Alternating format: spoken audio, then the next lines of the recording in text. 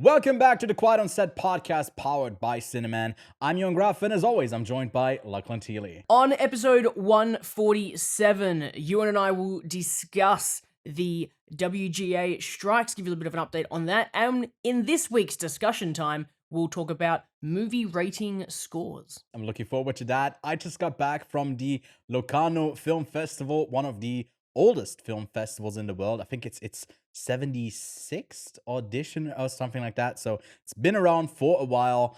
And I got some movies to talk about. And Lachlan rewatched Everything Everywhere All at Once. Yes, I've just gotten back from a night out, so I'm hungover, just not as cool as Ewan's week-long trip to see a whole bunch of movies early. But this week, I also did catch BlackBerry. Ewan's seen it. That's what we're going to talk about. It's gonna be an exciting conversation, I reckon, because it's a bit of a doozy. It is, so let's cue up that intro and get into the show. We are professionals. This is a professional podcast. Yes. Breaking Bad and Better Call Saul. Hello there. Which actually, Did you this get is gonna me a be hat a as bit, well? Yes. So I've got Dooncam. It's just a camera with my Dune steelbook. Did Canadians say doozy? A doozy. It sounds like a Canadian thing, so we'll just run with that. Yeah, I don't know. So sorry if it's not. That was more Irish. Sorry. I can't do Yeah, the that's Canadian. very Irish. Sorry. Anyways, welcome back. We are here once again. Yeah. We're gonna talk a bit more about what we've been up to this week and what we've been watching, because I do want to jump straight into the news and talk about the update that we got from the WGA strikes that have been going on since May 1st of this year. And for the first time since then, the producers and the writers have met to discuss, can they find an agreement in the terms and conditions they want for this upcoming deal. And long story short, no, they couldn't agree, but I don't know if they even got closer to anything. And I think for the current state of where the sentiment is at, obviously it is all on the side of the writers and the actors. Generally, there's always a bit of outlying discourse that's online that shines the light on the more on the few than the many when it comes to horrible takes on this. You can feel the first repercussions, other than the delays that have continued to go on. I don't know if we talked about it last week, but Sony has pushed the Kraven the Hunter by almost an entire year. Spider-Verse is delayed indefinitely, which I think would have been the case anyways. Now they could kind of cover it up like this. They also can't continue to work on it, so it's going to take even longer. And Dune is still up in the air so far. I think the IMAX screens, like IMAX in the States, which plans out its schedule really ahead of time, showing you what is going to be playing when. That was recently the fight for Mission Impossible over the screens that Oppenheimer took. Is not giving up their screens to the Marvels. It's actually staying with Dune. So there's a higher likelihood they will stick, but ultimately it does depend on when an agreement is settled and found. But here at the Locarno Film Festival, not here, I'm not there anymore, but Kate Blanchett was supposed to come out. She had a movie that she produced, obviously then didn't come in solidarity with the writers and the actors. And that's just going to continue happening as we go along, and these movies are getting less promotion. And it's a sad thing, because this would be a smaller film that would definitely profit from her being there and stuff like that. And there's been a lot of these interims or separate deals. We all know that A24 is back and up and running, but there's also a couple different productions that have gotten the okay that they can continue shooting, and the line has been really muddled already. And would probably be better to just be pretty strict about it and say, unless A24, you got a deal, don't continue working on it, even if it's a smaller indie production. But it's so complicated, even the stuff that we do. I also am bringing up an impromptu discussion time that I recently attended a panel thing here, not here in Locarno again, in Locarno, where they talked about the differences between film criticism and influencing. I think there the line is way more crossed about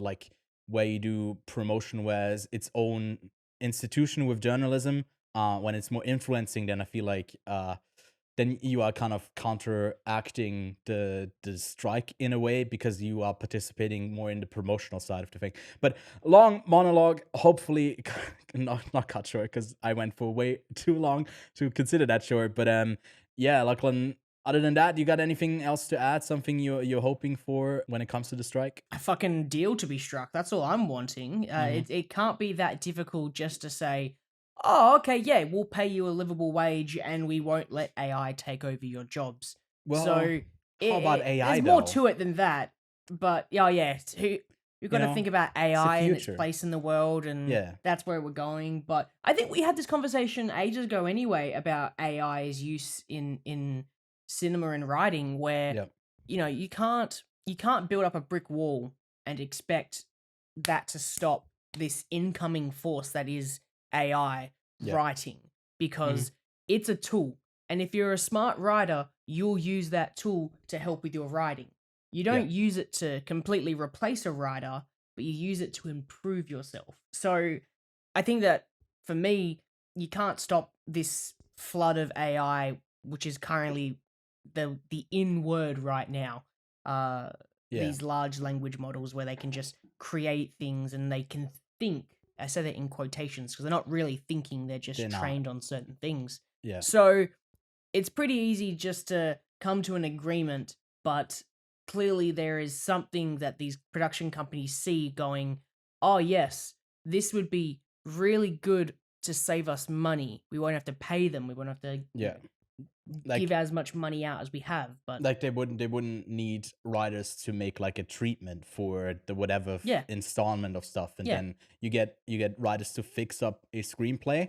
And in theory, for product stuff that has like no soul and integrity, that sounds great. But for actual good cinema, that sounds like the end of all odds, in my opinion. I mean, getting maybe a bit overblown, AI trained. Like getting an AI trained. It's also the training, right? To run to get it good. You got to run it off someone else's work. And exactly. Like that's one of the conditions that they have, that they are not allowed to use AI to train a model that's ultimately there to replace them. Yeah. But like, to think about it, imagine like, to play devil's advocate here, right? You're the head of a production company and you've got to pay somebody a week worth of pay to write a treatment for a film, or like write the log lines that they're going to place all around the film, right? They've got to read the film, they've got to kind of understand it, break it down, etc., etc. Yeah. Why not just pick some of the 50 best log lines ever made, let an AI break it down, why it's good, why it's bad, get it to read a script, and in probably less than 10 seconds, pumps out a log line, right? Yeah. It's probably going to be way quicker and way cheaper. And cool, that is way better and way cheaper than doing it with like a longer period of time and paying somebody. But once again, where does the moral side of it come in, where it's not written by a person, it's written by a machine? There's no substance to it, really. And it's the same with like writing a screenplay. I'd love to have a film, not like I want a film done by AI, but I'd love someone to make an entire film with just AI. Yeah, I feel like that's a Soderbergh thing where he has the pull to maybe try something experimental like that. Where just kind of see the state of it. But I mean, obviously being a film, it's going to be always like, I don't know, 12, 18 months behind its current state. But I think it is helpful. Like I use it for, which is just a glorified Google translation. But sometimes I run a text that I write through AI and say, hey, improve this text, get a couple different variations and see like how they formulate stuff a bit differently, and see like where I can improve. So I definitely agree on like it can improve writing on my level. I think one of the conditions was also that they're asking for, the writers specifically, is that there's a minimum amount of work weeks that they are getting, because sometimes they are pulled into these mini writer rooms and you don't really have like job security for a while, right? You're kind of running off the pay for a longer period of time when you're not actually employed at a place. So yeah, it's all interesting. It's still developing, hopefully developing. I think they had also a record high attendance at the NBC Universal strike earlier this week, and yeah, love to see the support. And we are obviously continuing to support the strike here as well. And they also said that even if they were to strike a deal here, that the writers would continue to strike in support of the actors until they get their deals as well. Not that the writers have as much of an impact, I guess, which productions would still be on hold, but they would be on hold regardless because of the writers. But it also then would even extend the repercussions of it. But I really love the solidarity in all of the different branches, and hopefully they will find a common ground soon. It's gonna be difficult. It's gonna be taking a while longer. Lachlan, let's Yes, head yes, on yes. over to this week's discussion time. Discussion time. Yeah, do you want to read out the discussion we're having today? It's a long thing that I course. wrote here, but yeah, maybe we can find a good question in there. All right. Yeah. You wrote in the discussion time, Mm-hmm. are film rating signs like Letterboxd? Okay. You want to change it?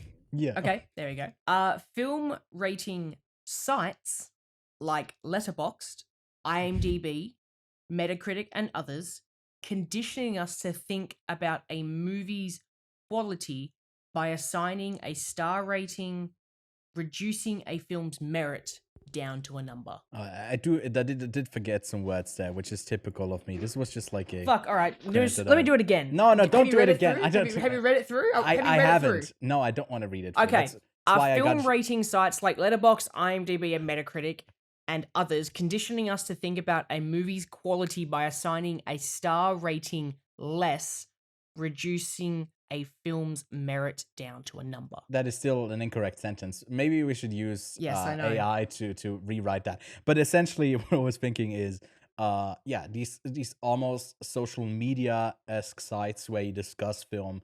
Sometimes there's a quippy one line that you write to describe what you thought of the movie. Is that ultimately making us think less of it, or less about a movie, and reducing it down to maybe a joke that we have, or if we just rate it just that star rating, is that like ultimately hurting the discussion about films and maybe our actual understanding of what film is, where it's just like, hey, it's an entertainment thing, and you go in, you come out entertained, you come out moved, you come out displeased, but then to put a number to it, is that actually like, is that hurtful for us as a society, as a culture overall? What do you think, Lachlan? No, No. I don't. So there's a lot of layers to this question. Yeah. For this discussion time, depends how much time we're going to dedicate to discussion time, but We'll see.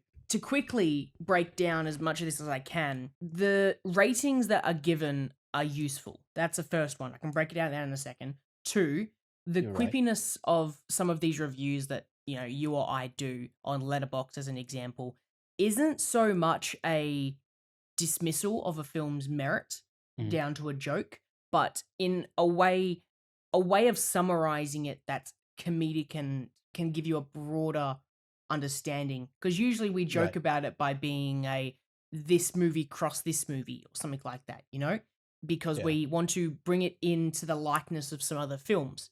And then finally, is the number conditioning us to not see or see a movie? That's going to be the main one, is like, I wouldn't even are say these that. numbers that we're seeing? It's not just But- about going to see the movie. It's about like what does it change about like how we think about film when it's Are you ultimately. talking about us? Or are you talking about everyday people? Well, I mean, I guess we can only speak from our own experiences, which I know that it isn't for me. That there's like we obviously dedicate more time to a movie that we can discuss its ups and downs, what we liked and what we didn't like, and those different things would get different star ratings in what it's doing, right? So you just like solving it just introduces more numbers instead of dialogue, instead of communication. And obviously you want to break it down. You can't like read an essay each time, or you want to write an essay each time you watch a movie just because that's what you thought about it. So like I'm thinking, does it reduce it down, to how we think about movies. That yeah, I don't know. I just repeated the same question. I don't have an answer. So I'm quite lucky that as this hobby of ours, we have been able to see films earlier than others before public reviews and ratings are able to come out. So for myself, I do not think the rating of a film on a particular site affects my viewing of it in any way whatsoever. Because viewing a film is completely subjective to your thoughts. Most recently, we covered Joyride, and I didn't hate the film. It just wasn't for me. Yeah. But I never said that it was a bad movie. You enjoyed it way more than I did. You got the humor and you enjoyed it way more than I did. And it's the same with like Oppenheimer and Barbie, right? You gave it originally Oppenheimer a 4.5 and Barbie a 4, but I did it basically the same level of rating, right? We all have a different opinion on films. The ratings on Letterboxd and IMDb are probably my favorite because they're majority user ratings. Metacritic and Rotten Tomatoes kind of shits me, if I'm totally honest, because most of the time it goes off a critic score, and critics are very similar in thinking. Yeah. So going off a user-based score will give me an idea of the film's quality, because if it's sort of, I'm just going to, spoiler alert, because we're going to talk about BlackBerry and I've got the stats right in front of us. Letterboxd is a 3.8, IMDb is a 7.4, and Metacritic is an 80. So from those three numbers, I can get two things. One, it's a good film, because Letterboxd is close to a 4 and it's at a 7.5 on IMDb. And that's indicating to me that people enjoyed this film. It could be for a number of reasons. It could be just really well paced. It could be just a strong, solid film. But then I know for a fact that the critics are given an 80, it's going to be well crafted. No matter what. It's going to be a really strong film from fundamentally how it's built. And then when you're watching it for entertainment factor, everyone else is thinking it's great as well. So I don't see those numbers as like exactly this film is good or bad. I can break it down to who's reviewing it. So critic scores are always going to basically be about the film's foundation, the writing, the acting, the cinematography, score, all of the stuff that we like to break down from a level. And then other sites like Letterboxd and IMDb will basically break it down from an audience score factor of, is this shit entertaining or not? Yeah, for IMDb specifically, are there women in it? Then there's a bunch of 1-star ratings. Yeah, pretty much. That's IMDb. But the thing is, those numbers are useful because it's a quick way of not having to read through a several paragraph review. Now, there are certain people that I do read through for, right? It's the same with anyone. You shouldn't just go and look at the Metacritic score or the IMDb score. You should go in and read reviews. But you should go read reviews from a diverse range of people if you want to see what the film's actually like. Yeah. But you should also then, look at the people that have a similar look of film or a similar like of movies to you. So for me, I'm not going to go recommend Oppenheimer to everybody because it's not a fun film from a entertainment standpoint, but it's a really well crafted one, right? So my mate who only watches Fast and Furious in the Expendables, there's no way that I'm going to be recommending a 3-hour long epic to him. Yeah. So it's just going to be, the numbers are useful, but they don't sort of represent a film's quality as an individual number, because it's a broad range of individual ideas that get to that number. So like some of them I'll take at face value, like Letterboxd is kind of the one that I kind of just always go off of.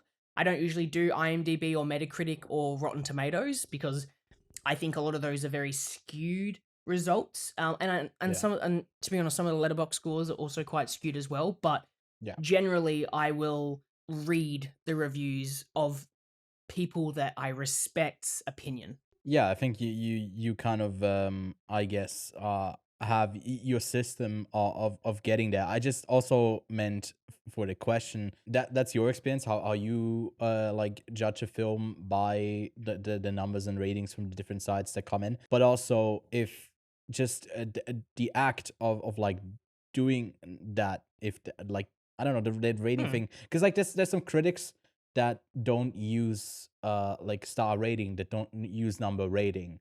They base it off a recommendation scale, or they don't do ratings at all unless it's like an A plus that they give the film, like Chris Stuckman.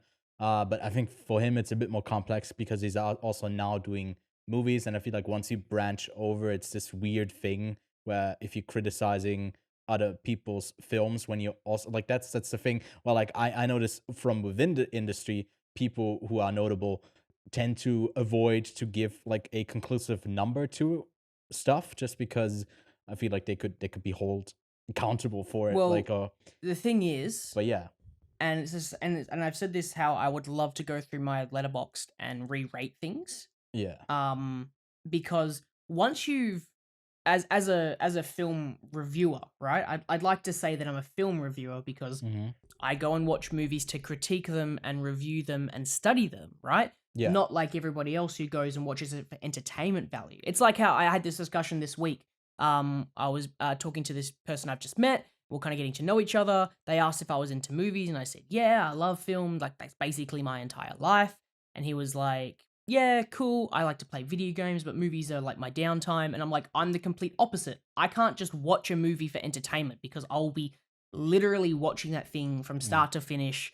Don't pause it if I have to, go to the toilet, yada, yada, yada. But I will relax by playing video games, not by watching a movie. I'm engaged with that then. So at a certain point, once you've watched so many things and you've always had a singular scoring method of, say, out of 5, out of 10, out of 100%, A, B, C, D, recommend, not recommend, buy, wait for sale, etc., any of these methods, you start getting these films in these in these numbers that don't make sense once you've had all of these films you've reviewed, right? Well, you mean like by context, it doesn't make sense that some stuff is grouped together when it shouldn't be? Exactly. Right. Yeah. Once you've like had over, let's say, how many? Where's my Letterboxd account? Over 1,000 movies watched. Yeah. And you've got a whole bunch of rated films. Let me just go to films. Let me just go rating that I've watched at a 3.5, right? 3.5, right? Yeah. I've got How to Have Sex. This is like from this year. How to Have Sex, Monster, Occupied City, A Brighter Tomorrow, Evil Dead Rise. And then if I like switch down to a different year, like I've got Edge of Tomorrow from 2014, Jojo Rabbit. What else do I have in here that's like completely random? Art of Self-Defense, Mystic River, Seven Psychopaths, like Start-Up. Like, these are just a whole bunch of films that if I probably rewatched them, I wouldn't be giving them 3.5. I would probably be giving them like a solid 3, or maybe increase some of them to 4. Like, I've got The Princess Bride at 3.5. Yeah. I feel like it deserves a 4. Now now that I'm looking at it, like, okay, why have I given Independence Day a 3.5, and I've also given Silence of the Lambs 3.5? Like, they are both different films. Yeah. And I like one way more than the other. I don't know how you go about this, but I recently, like, a clip was shown to me on TikTok from One Day, the like movie with Anne Hathaway. And I remember seeing that one. I don't know why, but it's just like the ending is really big and shocking. So I was like, okay, I'm gonna rewatch this. Saw my rating was a 3.5, and I knew the movie wasn't great just from that clip alone. But because I can set, there was no diary thing set because I didn't start using Letterboxd until 2018. Didn't start using until 2018, man. Time before. And rewatched it, gave it a horrible rating, a low rating because it's a bad movie. But seeing that like context from when it shifts is also like super interesting to me.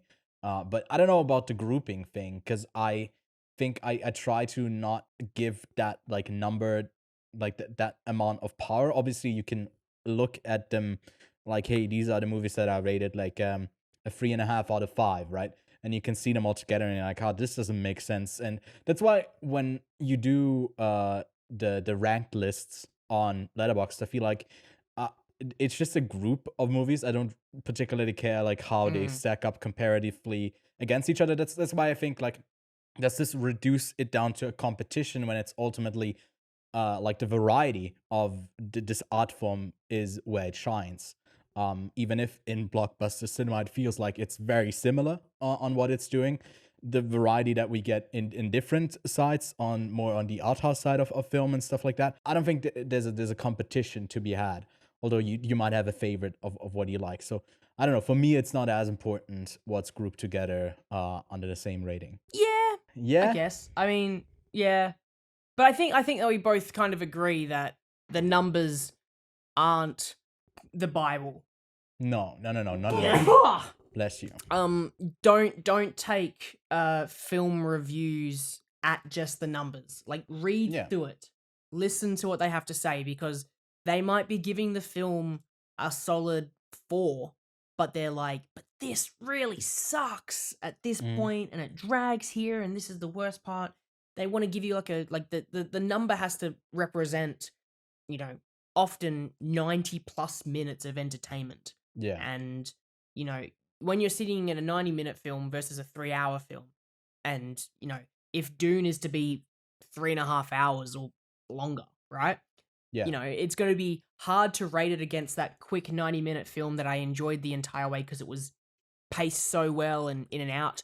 Dune is different, but I'm, got to rate it on a different factor. So maybe Ewan, we should figure out a rating system for movies. System. Yeah. That, I mean, like the universally best, used one. Come on, why not, right? Surely that we could make a universally accredited movie rating system. I think it's really hard because I've seen some film critics break down how they rate stuff, and they break it into different categories, and then you max out in certain categories. And to me, that was always kind of silly. Maybe we could have like a XY chart. Yeah. That is like, one is like quality, and then one is entertainment, right? Yeah. So that then you could kind of mark it on, this film isn't technically a Marvel, but its entertainment is here. So like there's like a circle, and then like the obviously the top part of the X and Y, if this is like my box here, this is my X and Y axis, like this is the top here, and this is a masterpiece, right? This is your Godfathers and at least my Interstellars. Ewan would say Interstellars like down here, but like this is your masterpieces, your 10 out of 10s, your 5 out of 5s, your timeless classics, right? Yeah. Your perfect cinema. Basically, this quadrant right here is just all Martin Scorsese movies. Okay. Sure. And then basically everything else would be, look, it's not exactly where I would say it's a great entertainment factor, but it's like this is where Oppenheimer would be, right? Because it's not entertainment all the time, but fuck me, is it a goddamn good movie to watch for 70mm IMAX, Dolby Atmos surround sound, visual stimuli, take acid and watch this movie level. Yeah, I think so. By the way, this is something really different, but I do want to promote something real quick. Speaking of Interstellar, this is currently going on at the theater. It's like you can vote for a movie that we're about to show. I'm going to link it below. And I'm only bringing it up because Interstellar is currently winning the vote of what we are going to show in September at the theater. So if you live Dude, I want to vote Mulholland Drive. I did vote Mulholland Drive. That's why it's got a heart there. Oh, okay. I voted for it already. So go vote for it as well. I want to see it shoot up the ranks. I'd love to Honestly, see I'd probably watch this is a great example of a movie that would be on two different spectrums, where Interstellar is not always the most entertaining movie, but it is like really technically a marvel. And then The Fifth Element, which is also a sci-fi movie, but it's not the most technically amazing film, but it's fucking entertaining the entire way through. So like, that would be, dude, I think I've just made the perfect movie scoring system. I'm going to work on this.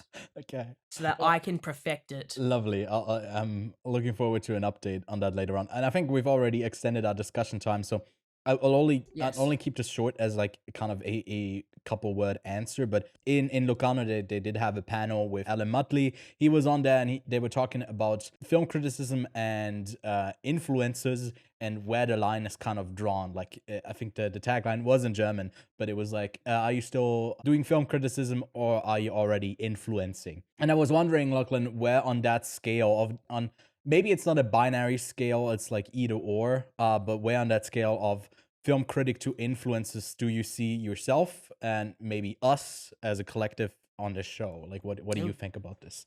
I hate to consider myself an influencer. Influencer is the Like, I worst term. don't.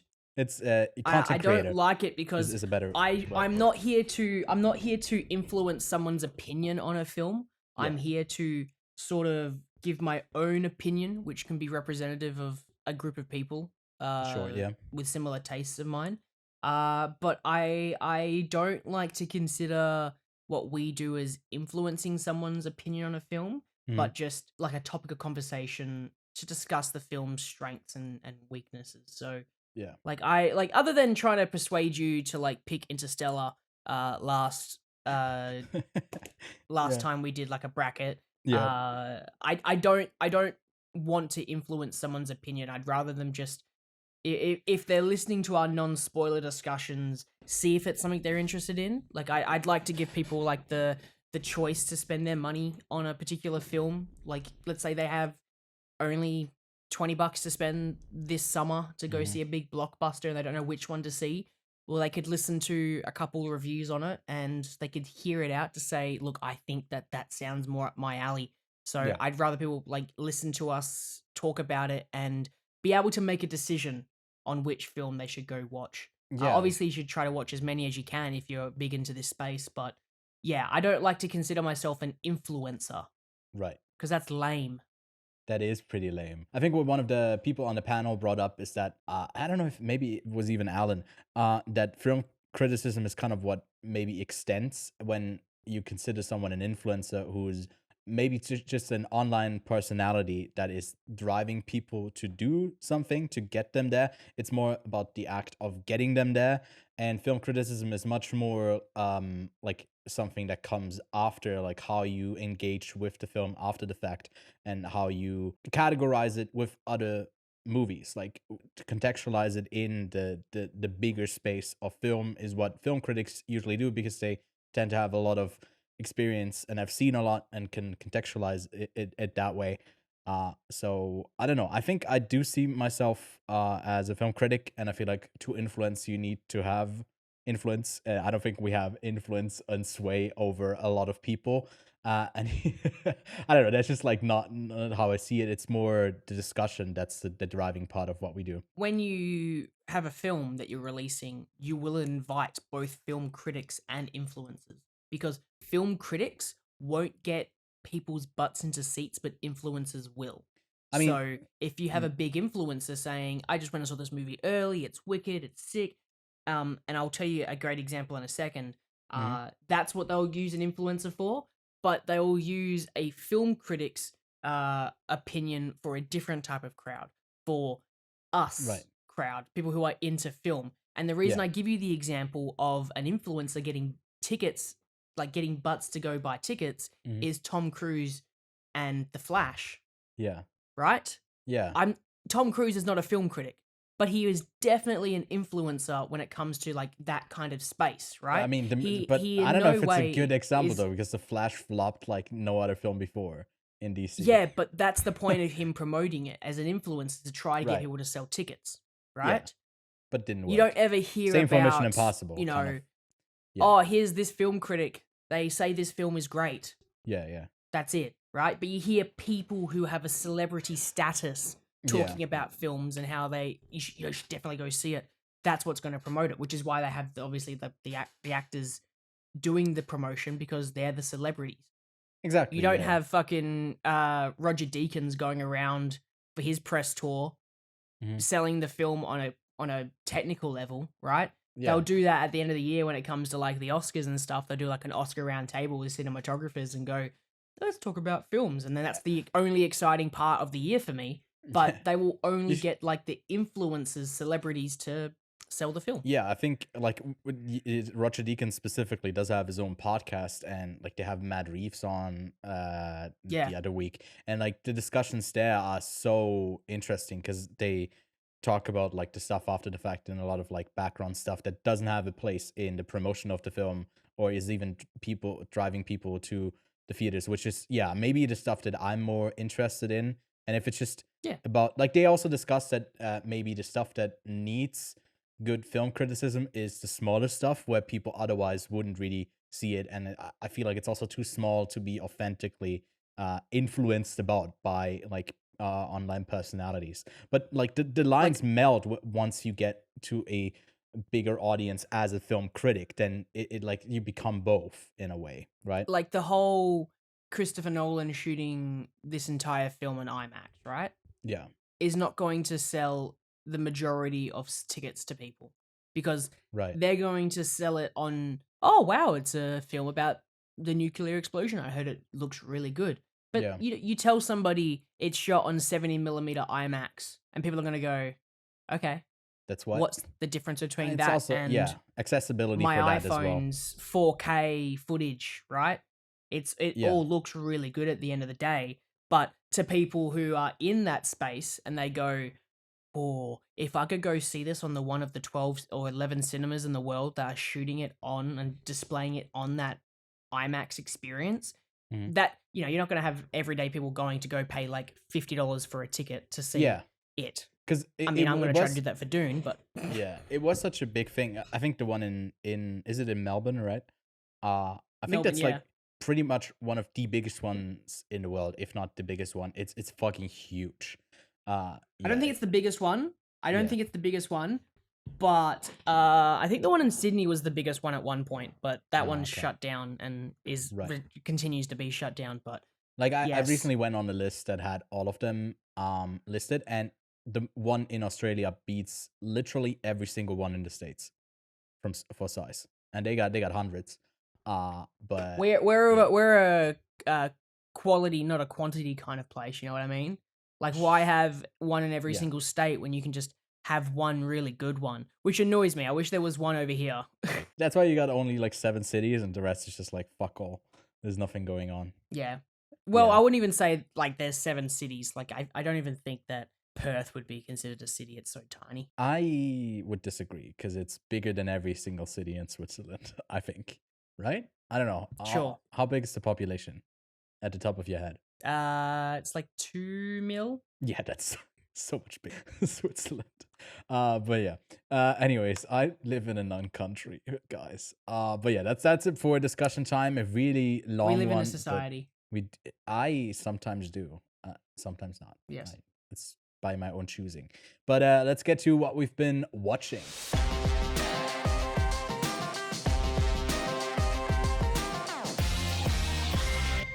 Do you want to do you first this week? Because Sure. I want to hear what you were watching. I watched some stuff. You haven't told me anything about the festival. Okay, so I was down in Locarno at the trade show, and it is a bit of a tricky situation as to what I can talk about and what I can't. There's things that are under embargo that I clearly can't even mention that I've seen it. But some other How about stuff. you just tell me everything, and then we just censor the next like 5 minutes of the podcast, It's just except like for a my long reactions. beep.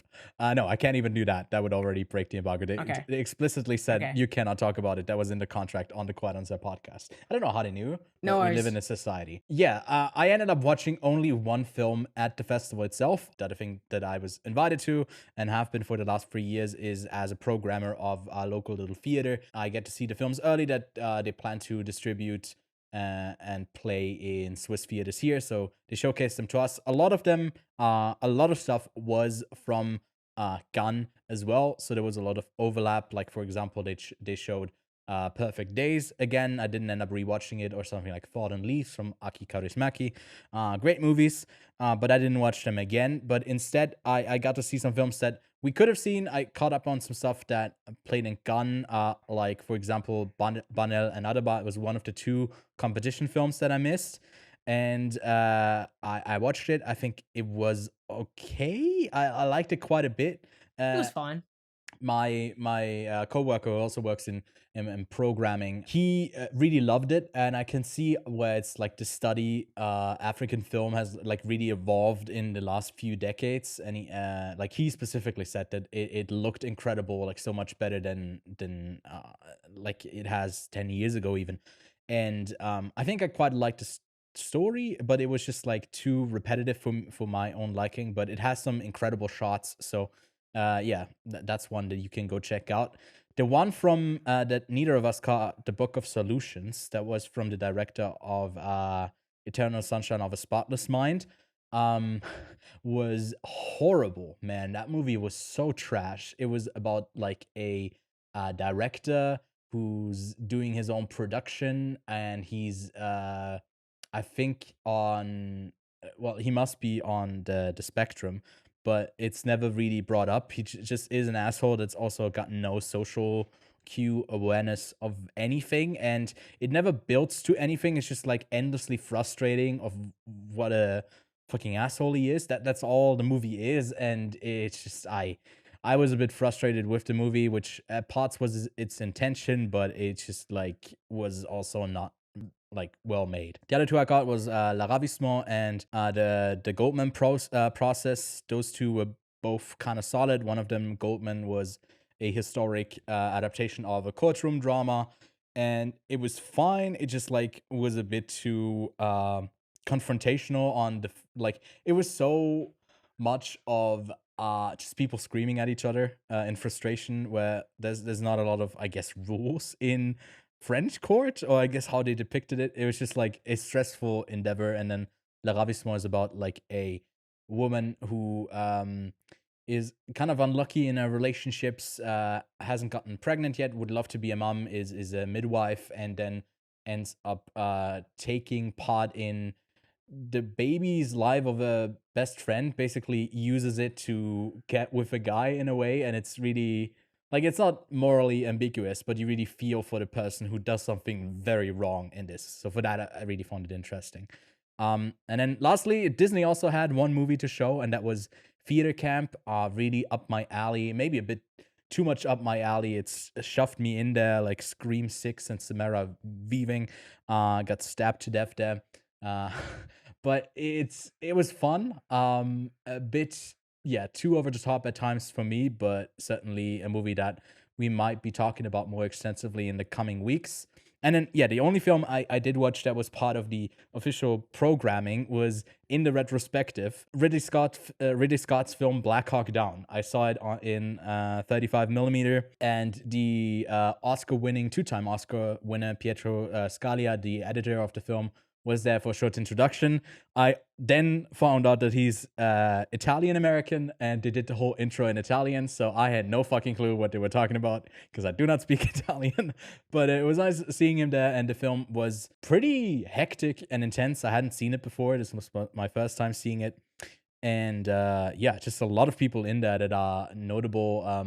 Even Josh Hartnett, who wasn't really in a lot of productions, but then now popped back up with Oppenheimer. Yeah, was really intense, but towards the end of it, it just became too much of a, like, the solidarity of the US. It was just a bit too much of that for me, which I don't really enjoy in movies, where I thought, like, before that, it opens like with a quote from Plato: "The only winners in war, or the only people who see the end of war, are the dead." And it didn't really use that thing, other than there's people who die, and there's like 17 Americans who die and 1,000 people from Somalia. And to me, like, that discrepancy putting towards the end of the movie about like America's solidarity just kind of didn't vibe. I didn't vibe with a movie that was so about like killing people. I don't know. Anyways, yeah, that's all I've been watching. Did that catch you up to speed of what I was up to last week? Pretty much. Yeah. Seemed like you were busy. I was very busy, and I like to I was trying to treat it like a holiday, but didn't end up doing that as much as I would have liked to. But maybe at some point, I'm just watching movies recreationally. But yeah, what about you, Lachlan? What did you watch this week? I didn't watch a whole lot, but I did want to say that I rewatched Everything Everywhere All at Once, and she holds up. It really does. Yeah. Solid film. He's a Made me queen. laugh again quite a bit. Mhm. Yeah, I don't know. Just that's all I did really. I Mhm. didn't watch a lot of movies. I don't know why. I just wasn't in one of those moods to watch that. Other Yeah. than just keep making my way through Supernatural. Yeah. So many episodes Damn, you're of dedicated to that. Still on Supernatural. it. Yeah, Yeah. I'm trying to make my way through it. It's kind of like when I did a rewatch of the X-Files many years ago. Mhm. That there's just so many like mid episodes that just yeah. Sometimes it's just like 2 times speed. I'm not a 2 times speed kind of guy. Just Yeah. 2 times speed. Just get through this one quickly. It's not that great. But there recently Supernatural has like opened up in some really interesting areas. Like they've played around with the format a little bit, which I quite like. I Hmm. quite like. Also, I went to a quiz night and I got almost every single movie question correct, bar 2, because I blanked on the name of MGM. Yeah. And I also blanked on this picture quiz challenge, which Mhm. was also one of the dumbest things ever. It was like, these 4 pictures are something similar. And it Mhm. was like the moon. It was a picture of the moon, Mhm. a guy in the sky with clouds behind him, like this, and it says dreams. And then there was a rocket ship Ah, and is a it clock. Despicable Me? No, Oh, okay. it was like Christopher Nolan movies because it was Why? The Dark Knight, for the moon, the That's a bit of a Dreams is stretch. Inception, then it was the Rocket, which was Interstellar, and then Time Travel, which was Tenet. And I it feel was like that's the on the dumbest level. thing. Yeah, I feel like It's a it's on very on. big stretch. I feel like it's on that level of these emoji guessing games where there's a bunch of emojis and you get it, like it's as silly as that. But yeah, I might Those want are to the do only some. 2 that I got wrong.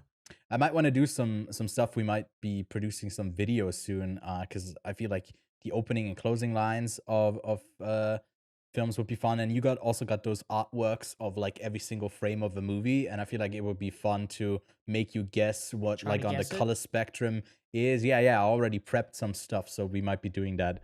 I've realized that Blade soon. Runner is way darker than 2001. 2001 has a lot brighter scenes in it. Yeah. It's so hard to guess when you like don't really know where it's going with. But yeah, we might do a Yeah, tie-in yeah. and the show at some point. But let's get to Matt Johnson's weird biopic. We couldn't really categorize it. We weren't really sure, is it a biopic? Is it like this IP-based movie?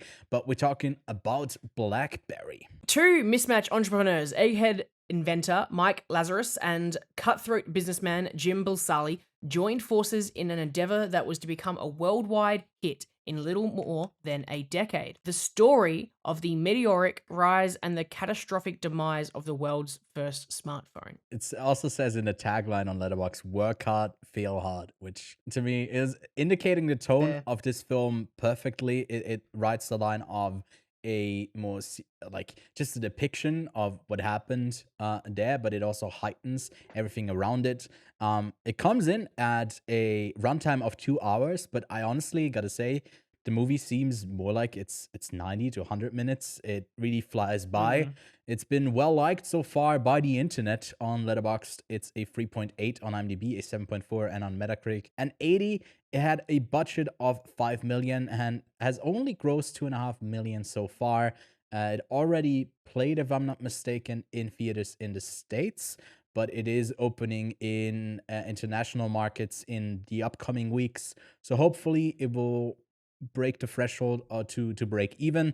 Fortunately, there wasn't a ton of promotion. Not that fortunately, but like fortunately for the budget of this film, there wasn't a ton of it that I saw. So I don't know if they need 10 million to break even, because obviously they can't make any money on the back end of this. They're not getting the inclusion of mobile phone sales for the Blackberries anymore. But yeah, it premiered earlier this year at South by Southwest.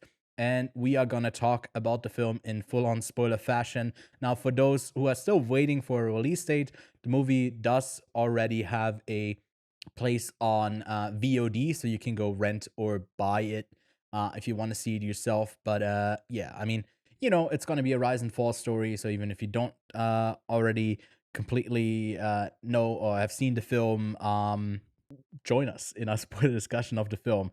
But my first question to you, Lachlan, what was your first like mobile phone, and did you ever have a BlackBerry? No, I never had a BlackBerry. I had used one Mm-hmm. because I'm pretty sure someone in my family had one because I remember actually using one. Yeah. But I did not. I had a Nokia brick phone as my first mobile phone Yeah. because I didn't have smartphones when I got my first mobile phone. Old. I So was able to old. play. I was able to play Snake though. That's the Yeah. only thing that I remember is that I had a really good high score of Snake on that Mm. device. I'm trying to remember my first like smartphone though, because obviously this is sort of like a different Fair. product category where Yeah. it's like a all-in-one device. Because I couldn't do email on my brick phone. I could just do calls and texts. Yeah. But my first like smartphone, I think, was a. Ooh, hang on, I have to search this up. What was yours? Well, I also had a Nokia brick at first, and then I had like a flip phone Nokia all the way into like the couple first generations of an iPhone. I knew that some people had that when I was growing up. But I think my first one ended up being like an HTC. Which Oh I yeah. don't think that company's around anymore, but I had a couple of them because I also really wanted when I was younger.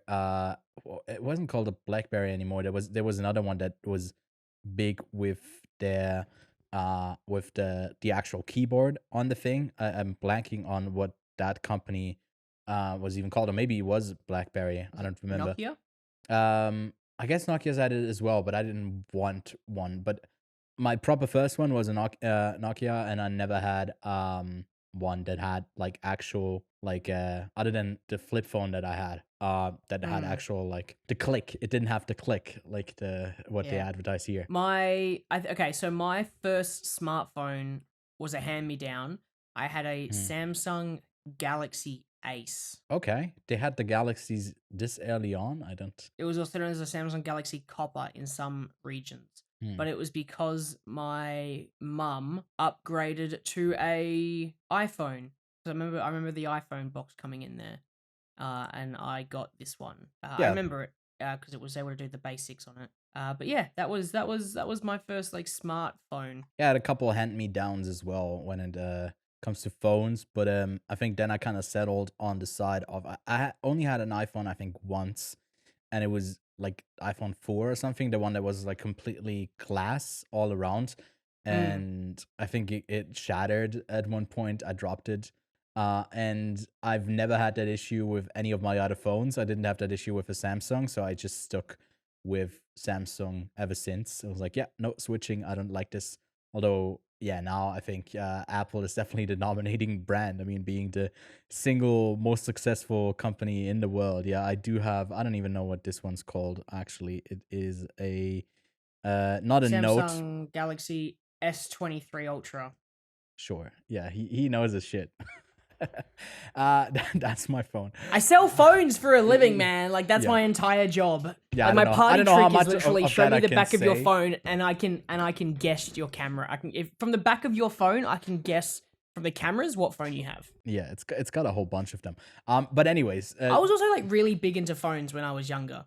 Mhm. Like I didn't have a great phone growing up, but I used to follow smartphones because for me when I was younger, they were the progressing market. Oh yeah, Like phones, there was so much improvement. Phones were just boom. They Yeah. just evolved so quickly. So for me, who was really big into like tech when I was younger, phones were interesting to me because they evolved really quickly. Now they've sort of died off, and there isn't really any fun ones except now the you ones gotta that fold in flip it half and and break flop after it 2 seconds. again. Right? Fuck. I do have a stylus. You should. for mine as well. I think we had that conversation. I was like, "Why didn't you get the fold?" And Yeah. you were just like, "Yeah."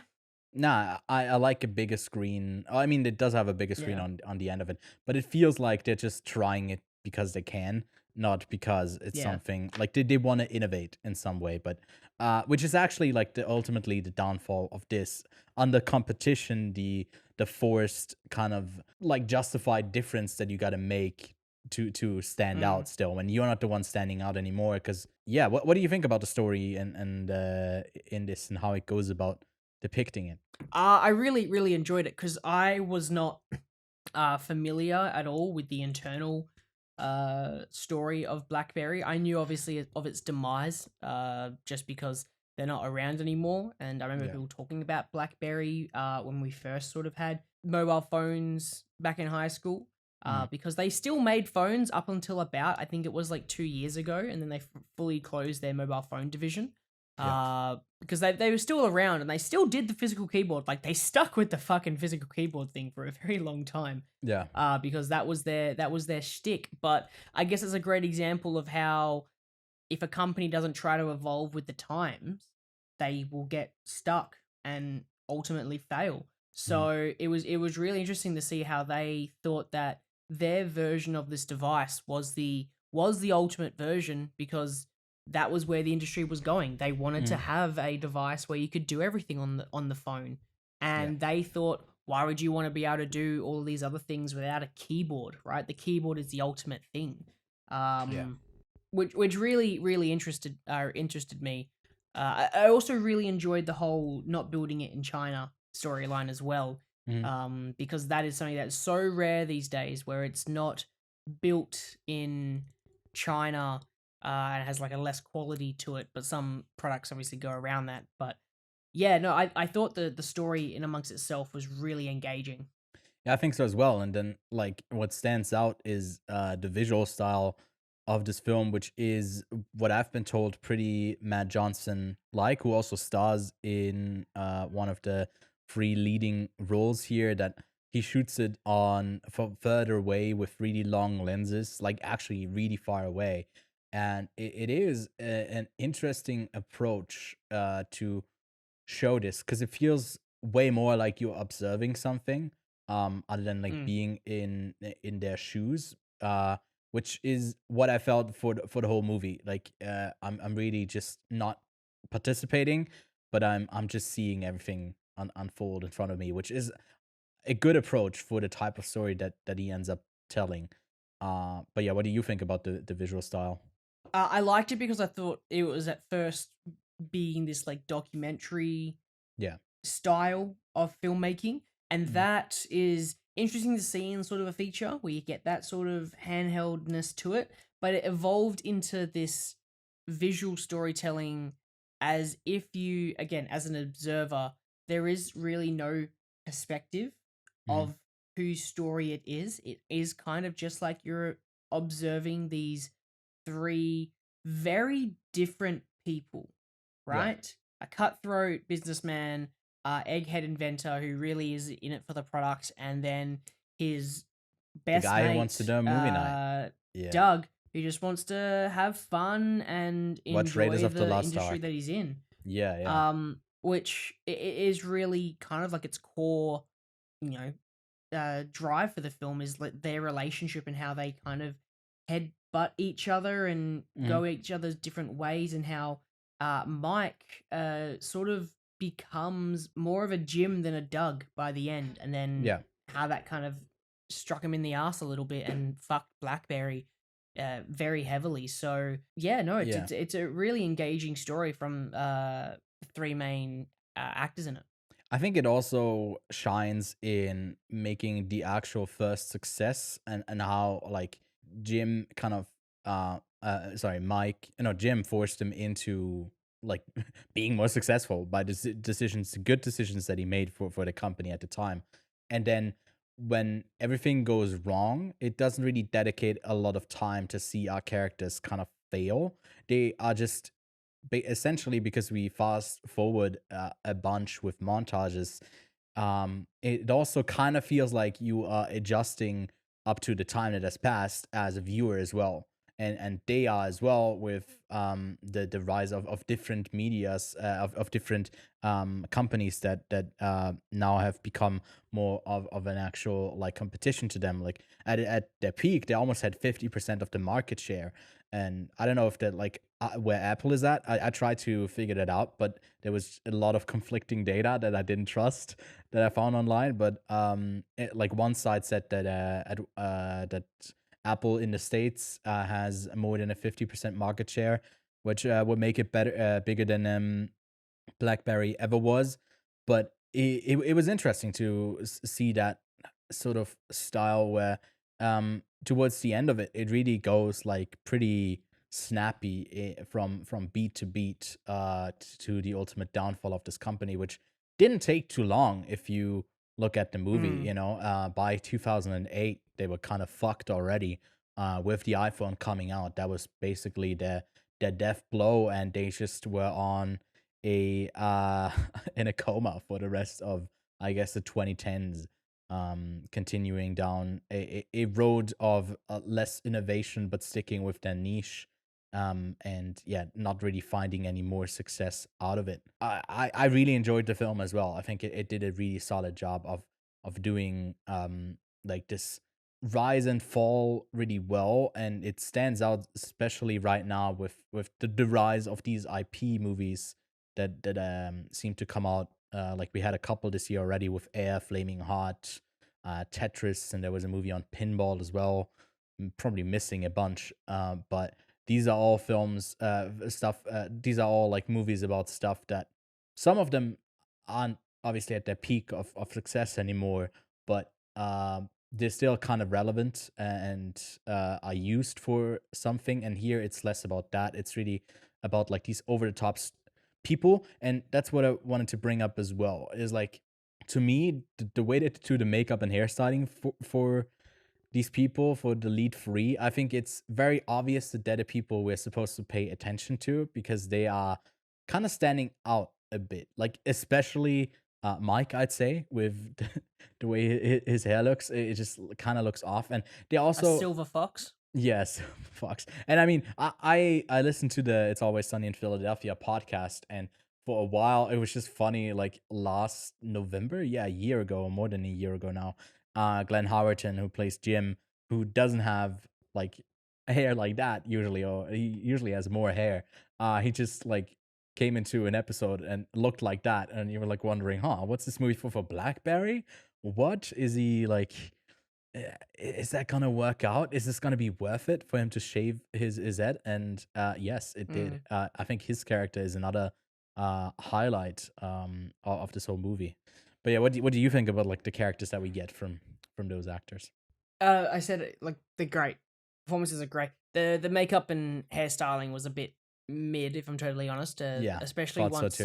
they kind of cut to around 2007, Yeah. where Mike's hair is a lot longer, and I was like, that. It's The like short hair was crazy. fine. The Yeah, long hair was wild though. yeah, Also, just having Matt Johnson's like naturally long locks is just a blessing amongst itself. They're just yeah. it's a gorgeous hair anyway. But Mhm. the guys themselves, they do a really really good job holding this entire film together. I Yeah. thought, unlike I guess the Steve Jobs persona, Mhm. Mike is very different.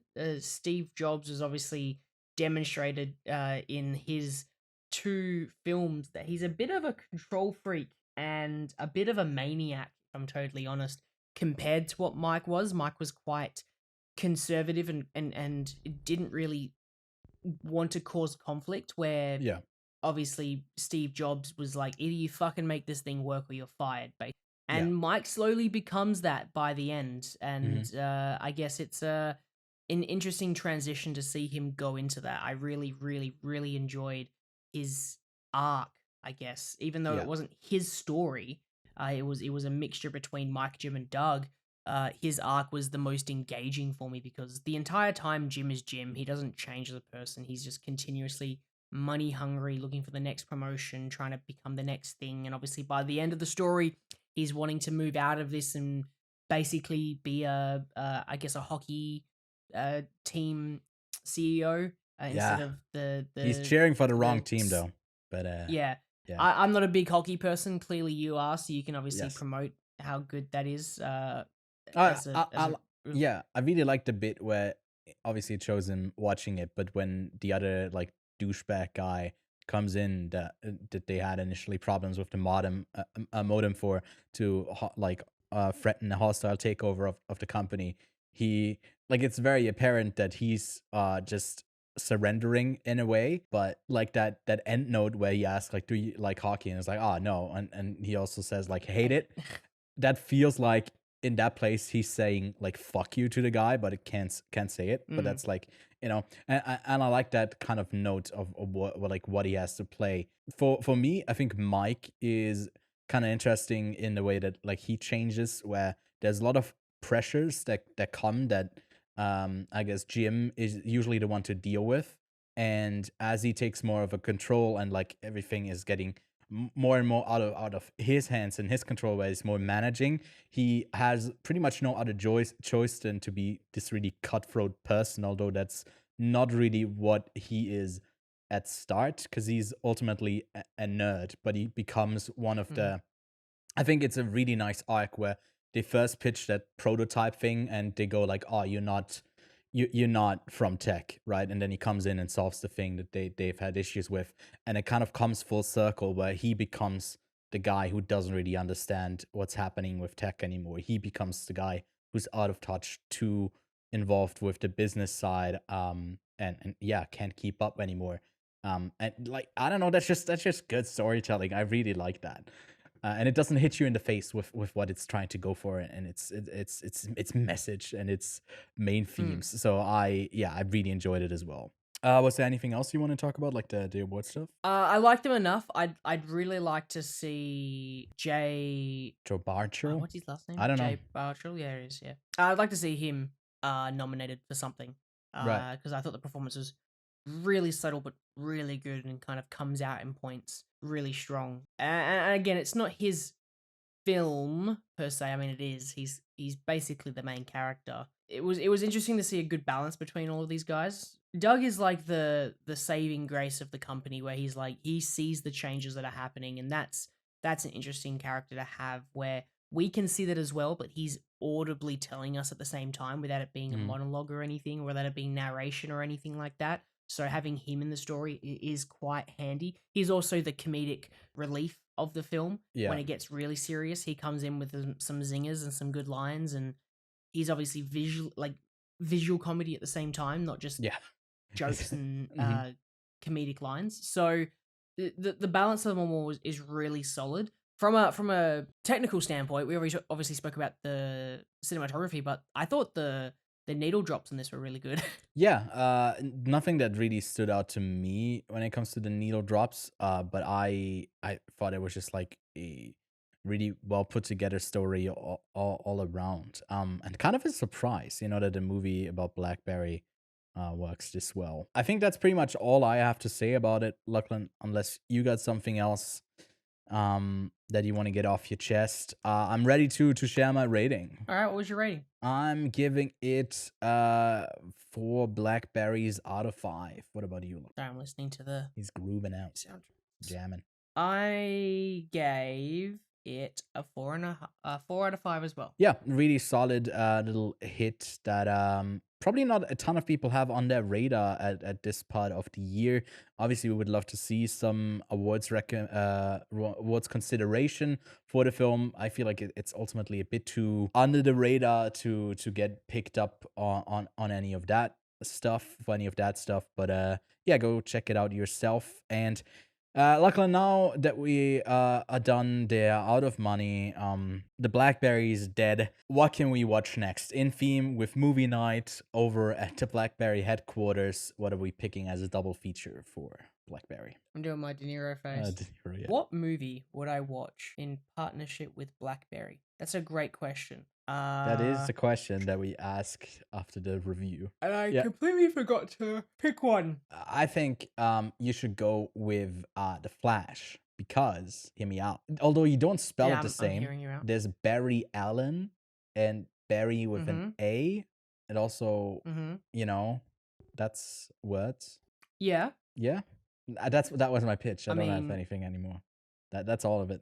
That was a really interesting Convincing. one. All right. I'm just gonna recommend Tetris, because I also thought that was a pretty good film about a product this year. They're very similar. I'd probably say they're both on almost the same level. Yeah, we never end up in. Well, it's a lot about negotiations and stuff like that. So I agree there. I'm going with the rival of the BlackBerry, and that is Apple. And there's 2, I guess, biopics. I tried to watch them before today, but I just couldn't get it done in time. I was too busy in Locarno. But I guess the better of the two is the one with Michael Fassbender, right? Called Steve Jobs, and Jobs is the one that's not good with Ashton Kutcher.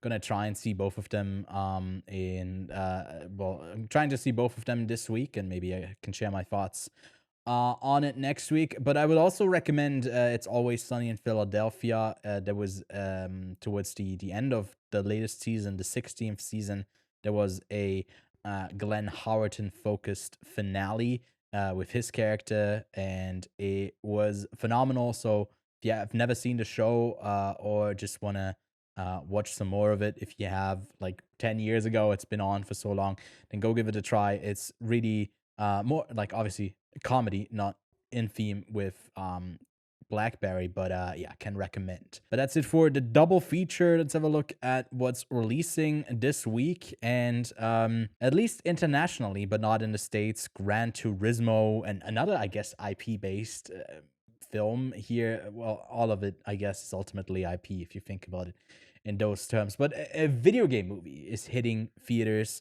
and we'll most likely be talking about that, obviously, with the ongoing strikes. Our release date schedule, or not just our release date schedule, but the film release date schedule is kind of up in the air and changing as we plan our show. So we will most likely be talking about Gran Turismo next week, and then a special shout out to those Australian listeners. If you haven't seen Asteroid City on VOD yet, you are getting it in theaters finally this week. So go give it a. Are you gonna give it a rewatch, Lachlan? Are you going to theaters to go see it? Yes. Yeah. Yes. You're taking some mates and going to see Asteroid City. The other half would like to see it. I told her that she would enjoy it when we went and saw it in Cannes. So I said that we'd go see it when it comes out. Don't tell her about. Does she know about the joke that I didn't get, the Roadrunner joke? No. Okay, no, so I haven't told her anything about it. next week I've kept everything about it under wraps. Okay, so you got to tell me if after the fact if she also didn't know what it was. So Okay. I can feel like if she doesn't know, then I'll feel better. Otherwise, I'll feel like an idiot.